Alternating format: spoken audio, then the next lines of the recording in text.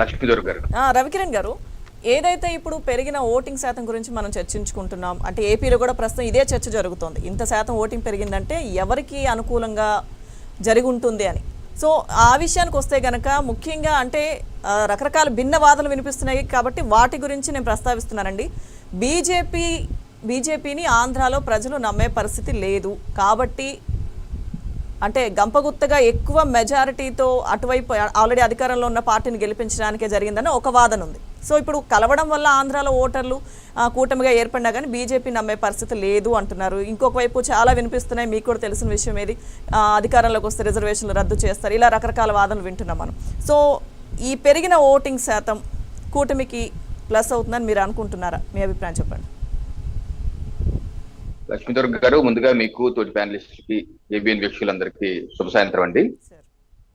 ఇప్పుడు రాష్ట్ర ప్రజలు పెద్ద ఎత్తున రాష్ట్రంలో వివిధ ప్రాంతాల నుంచి కావచ్చు, లేకపోతే రాష్ట్రం బయట నుంచి వివిధ ప్రాంతాల నుంచి కావచ్చు, తరలి వచ్చి లేట్ నైట్ వరకు, అర్ధరాత్రి వరకు కూడా పోలింగ్ బూతుల్లో బారులు తీరి ఎంతో శ్రద్ధగా ప్రజాస్వామ్యం మీద నమ్మకంతో వారి వారి నచ్చిన నాయకుడికి, నచ్చిన పార్టీకి ఓట్లు వేసి చక్కటి 81.86% ఒక రికార్డ్ స్థాయి పోలింగ్ అయితే నమోదు చేశారు. ఇది ఒక ప్రజాస్వామ్య విజయంగా నేనైతే భావిస్తున్నాను. ఈ సందర్భంగా పాల్గొన్న ప్రతి ఒక్కరికి, సిబ్బందికి, అందరికీ అభినందనలు, శుభాకాంక్షలు.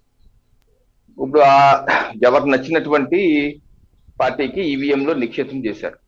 అది ఎవరికి వేశారు ఏంటి అన్నది, నేనే దేనికి వేసానో మీకు తెలియదు, మీకు దేని వేసానో నాకు తెలియదు, నా భార్య దేనికి వేసానో నాకు తెలియదు. చెప్పచ్చు కానీ అక్కడికి ఏం వేశారో ఎవరికి తెలియదు. సో మనకున్న కుటుంబ సభ్యులే ఎవరెవరికి వేశారన్నది నిక్కచ్చిగా చెప్పలేని మనం దాన్ని అది పలానా వాళ్ళకి వేశారు, లేకపోతే మనకి సహజ సిద్ధంగా కొన్ని దశాబ్దాలకు ఒక పార్టీ మీద ఏహభావం, ద్వేషం ఉంది కాబట్టి వాళ్ళకి ఆ ద్వేషాన్ని కక్కుతూ దాని తగ్గట్టుగా ఎవరి అభిప్రాయాలు వాళ్ళు చెప్పచ్చు. దాన్ని మనం నేను ఒక విధమైన విశ్లేషణ చేయొచ్చు, లేకపోతే మీరు ఒకటి చేయొచ్చు, లేకపోతే వేరే వాళ్ళు వేరే రకం విశ్లేషణ చేయొచ్చు. ఇది ఇది వ్యక్తిగత విశ్లేషణే అవుతుంది కానీ ఇది ఫైనల్ గా ఏంటి అన్నది 4వ తారీఖు కానీ మనం చెప్పలేం. ఎవరిదేమో వాళ్ళకు ఉంటది.